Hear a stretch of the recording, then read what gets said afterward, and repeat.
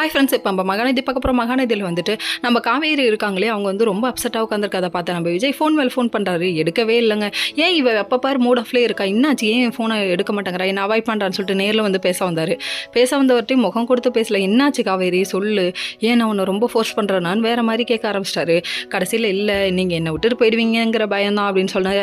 நான் எந்த ஜென்மத்திலையும் ஒன்றை விட்டு போக மாட்டேங்கிற மாதிரி வழக்கமாக புருஷன் மாதிரி இவர் பேச ஆரம்பிச்சிட்டாரு. அப்பாடா தப்பிச்சிட்டான், வேறு ஏதாவது பேசி தான் பாரு, நீ தான் தைரியமான ஆளாச்சு அப்படின்னு பாரு. கரண்டி எடுத்துகிட்டு சுற்றுவாங்க போல், இவங்களுக்கு கரண்டியில் தான் அடிங்கிற மாதிரி இருக்குது. அதுக்கப்புறம் பார்த்தா இவர் பயந்தவர். அதுக்கப்புறம் கட்டி பிடிச்சி நம்ம காவேரிகிட்ட பேசிகிட்டு இருக்க அந்த டைம் இவருக்கு ஞாபகம் வருது, நம்ம அக்ரிமெண்ட்டை பற்றி பேசினதுனால தான் இவ இவ்வளோ அப்செட் ஆகிட்டாளா அப்படின்னு யோசிக்கிறாங்க. ஆர்வ கோளாறு, எதையை பற்றியும் யோசிக்காத, எனக்கு பிறந்தநாள் கிஃப்டாக நீ என்ன தரேன்னு சொல்லிட்டாங்க. அடுத்த பிறந்தநாள் கிஃப்ட் வச்சுட்டிங்களா? ஓ, உங்கள் பிறந்தநாள் கிஃப்ட்டுக்கு தான் வெண்ணிலா வர போகிறாங்களோ, இருக்கலாம், நீங்கள் எடுத்துட்டு விலை மதிப்பு இல்லாததாக கொடுக்கணும்னு சொல்லிட்டு கேட்டார். கேட்டவுடனே இவங்க வேறு மாதிரி யோசிக்கிறாங்க. இவங்க ஆர்வ கோளாறு இறுக்கி அணைச்சி ஒரு உமா தரும் அப்படின்னு கேட்குறாரு.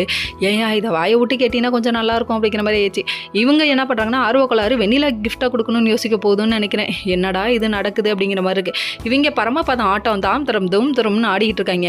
இவங்கள பார்க்குறவங்களுக்கு தான் ஹார்ட் பிபி ஏறுதுடா அப்படிங்கிற மாதிரி இருக்குது. சரி, என்னென்ன இருந்தாலும் வெயிட் பண்ணி பார்ப்போம். இன்னொரு பக்கம் ராகினி டென்ஷன் பண்ணி பார்க்குறாங்க. சரி கூலை குறைப்போன்னு சொல்லிட்டு வீட்டுக்கு வந்தால் கங்கா ஒரு பக்கம் என்னாச்சு, என்ன பிரச்சனை, உனக்கும் உன் பிரச்சனைக்கு ஏதாவது பிரச்சனையா துருவி கேள்வி கேட்குறாங்க. ஐயோ, இங்கே வந்தால் வெல்ட்ட முடியல அப்படிங்கிற மாதிரி இருக்குது. நம்ம யமுனா வேறு லெவலில் போயிட்டுருக்காங்க. மாமியாரை மிரட்டுற அளவுக்கு போயிட்டாங்கன்னா பார்த்துக்கோங்க, கலெக்டர்னா சும்மாவா அப்படிங்கிற மாதிரி ஆயிடுச்சு. அதுக்கப்புறம் ஃபோன் பண்ணி அவங்க அம்மாட்ட எப்படி சாம்பார் வைக்கிறதுன்னு கேட்க, இவ கலெக்டர் ஆவான்னு பார்த்தா கரண்டியை பிடிச்சிட்டு நிற்கிறா அப்படின்னு சொல்லிட்டு அவங்க வேதனைப்படுறாங்க. என்ன பண்ணுறது, ஒரு தாயோட கொடுமையும் வேதனையும் மித்தவங்களுக்கு யாருக்கும் புரியல அப்படிங்கிற மாதிரி ஆயிடுச்சு. இவங்க வருத்தப்படுறதோட முடிக்கிறாங்க. நம்ம குமரன் ஒரு பக்கம் இருக்காங்களே பாவம், நம்ம குமரன் அங்கிட்டும் அங்கிட்டும் கலந்து அல்லாடுறாரு. Okay friends.